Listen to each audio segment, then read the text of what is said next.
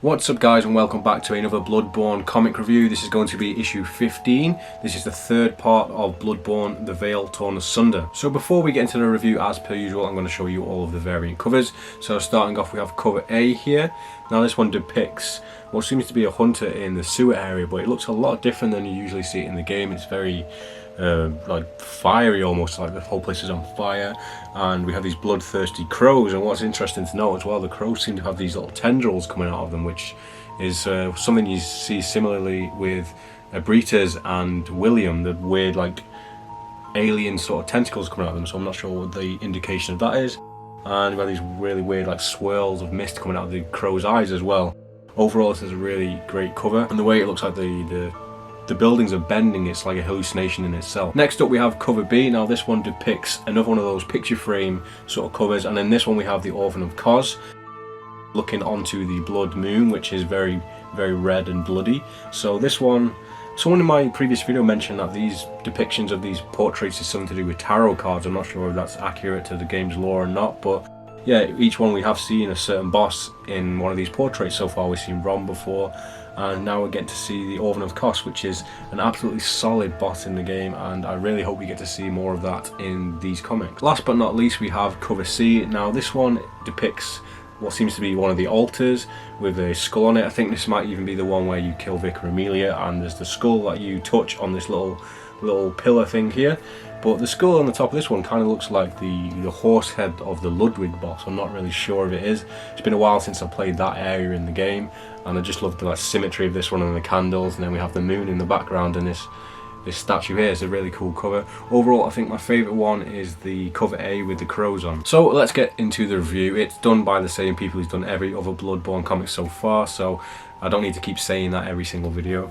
It takes place pretty much straight after the other issue, with the Traveller waking up and he doesn't have a clue what's going on. His room's covered in blood, he has a razor blade on the floor, and he seems to be horrified with what he may have done or what he might not have done, because he doesn't really see where he is in reality, if this is a hallucination or not.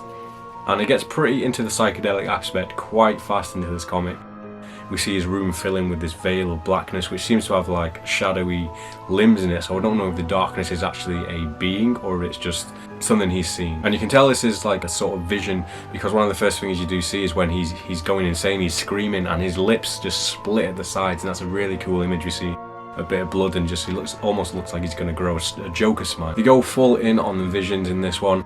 In the previous issues we've seen where he's woken up completely naked just in the middle of a Yharnam which is covered in beasts and stuff, whereas when he's been there he's not really seen anything like that. So I guess this is either a look beyond the veil or this is a vision into the future. And they don't hold back on this one. We see quite a few different visions of different times and places in Yharnam, and I really love seeing the different places. And what's also interesting is a lot of these places seem to be from the previous comic series, so I'm really going to have to read the other series again just to get a grip of if these are exact images from the previous series. We see a lot more beasts in this one as well. We get to see the cleric beast on its famous bridge, and we get to see that tangling with some hunters, and one scene in particular we see him beheading one of the hunters, which is really cool. You get to see him throwing a body off the bridge as well. One of the coolest parts of this vision, it really gives you this nightmarish feel, is when the Traveller is just watching a beast being burnt on a stake, and as he looks over to the other people of Yharnam, he looks at one and he seems to stare at him, and then the face turns to this undead zombie type of thing. And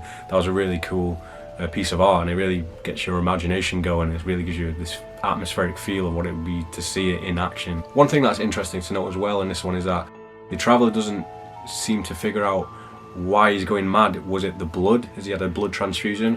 Or is it to do with the passage he read? He can't really describe which is the one that's made him go crazy. And just like the audience, we have to kind of figure out in the game whether it's the blood that's causing people to go crazy or it's the celestial beings, and it just elaborates on what we think about the lore of the game and trying to figure out all the pieces of the puzzle. When the Traveller talks about his discovery when he went diving and stuff like that, and how he became attuned to what's happening with Yharnam, really, they keep mentioning something about seeing something, finding something in the cave. Now I don't think we've seen that, unless when he went diving that was the cave, so I'm really interested to figure out what was in this cave that was so special into causing this whole disaster or the madness. So hopefully we get to see that in the final issue next month. One thing that was really cool in this issue as well is this colour thing we've never really seen before so far, and it seems like the Traveller is warping in between time and places. And every time he seems to do so, his body kind of shimmers out of place, as if he's being split into different realities, and it's got this really cool luminescent green shimmer. It's just like really striking compared to like the Yharnam's gothic backset when you see this really luminescent green on the character. So a lot of this issue we do just get to see the Traveller just completely naked in his Terminator entrance pose, just ending up in different parts of Yharnam, seeing all these crazy things. And one of the big things we do see is a lot of fire in this one. We see a whole 2-page spread with what seems to be Yharnam completely burning down, which doesn't happen in the game for what we see. So is this a vision of the future, or is this just the darkness, the madness, making him see crazy things? Like I said, with this issue having things from previous series, it does focus on one scene particularly, which is from the previous series, A Song of Crows. And I thought it was really cool how they worked that in, because with A Song of Crows, I felt like it kind of ended without much of a conclusion, and if they're bringing that into this series, then we've got a lot more interesting things to look forward to. Hopefully they continue with that story in the next issue. And what we see in this particular scene is that it seems to be the exact same location as a scene from Song of Crows, but the dialogue is different. I don't know if this is because we're seeing it from a different perspective, or if this is just a different reality where things are different, which makes sense with the character you play in the game being a hunter, and the hunters being different over time, and there always being a different hunter. So this could just be a different interaction because it's a different player doing it, a different kind of hunter. Closing off this issue, we get to see something that links back to the Death of Sleep, the first volume in the Bloodborne comic series, and I really want to see where that story goes. And we get to see a 2-page spread of what seems to be the fishing hamlet, which is one of the coolest locations in the DLC for the game, The Old Hunters.